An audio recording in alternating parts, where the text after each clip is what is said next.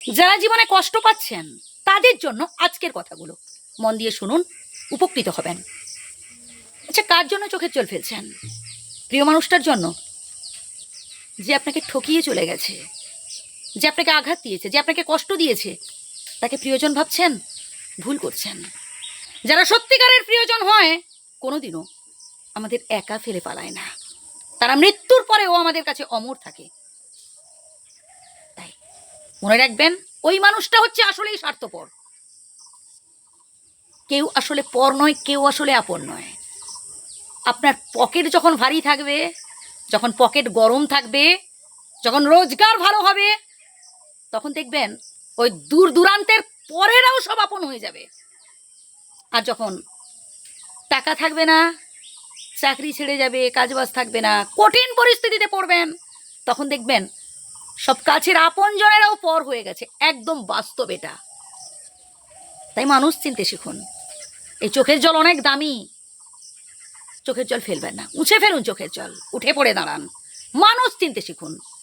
যে মানুষটা আপনাকে বিপদে ফেলে পালিয়েছে, দ্বিতীয়বার যদি সে আপনার সাথে বন্ধুত্ব রাখতে আসে, কখনোই তার সাথে বন্ধুত্ব রাখবেন না। হ্যাঁ, কথা বলুন, ঠিক আছে, কিন্তু ঠিক আগের মতো কখনোই তার সাথে রিলেশন রাখতে যাবেন না। ওই হ্যাঁ না, ভালো মন্দ, ব্যাস, দ্যাটস এনাফ। নাম্বার 2, আমরা অপরের সাথে খুব তুলনা করতে থাকি, দিয়ে টেনশন করতে থাকি। কে 10তলা বিল্ডিং করে ফেললো, কে 4 চাকা করে ফেললো, কার পরিবারের রোজগার কত বেশি। আমি বলবো ভাই, আমার কাছে আমি সেরা। হ্যাঁ, নিজেকে হিরো ভাবুন। মাঝে মধ্যে আয়নার সামনে দাঁড়িয়ে নিজেকে দেখুন যে আসলে আপনি কতটা সুন্দর। আর যখন আপনি এটা ফিল করতে পারবেন যে হ্যাঁ, বাস্তবিক আপনি খুবই সুন্দর, তখন বুঝবেন যে আপনি ধীরে ধীরে নিজেকে গুরুত্ব দিচ্ছেন। নিজেকে অসহায় ভেবে, নিজেকে দুর্বল করে দিয়ে যখন আপনি অপরকে গুরুত্ব দিতে যাবেন, পরবর্তীকালে দেখবেন সেই মানুষটাই আপনার অসহায়ত্বের সুযোগ নেবে। একদম বাস্তব কথা। তাই নিজেকে স্ট্রং রাখুন, পরিস্থিতির সাথে অ্যাডজাস্ট করার চেষ্টা করুন। জীবনে দুঃখ আসবে, জীবনে কষ্ট থাকবে, আবার এই জীবনে সুখও থাকবে।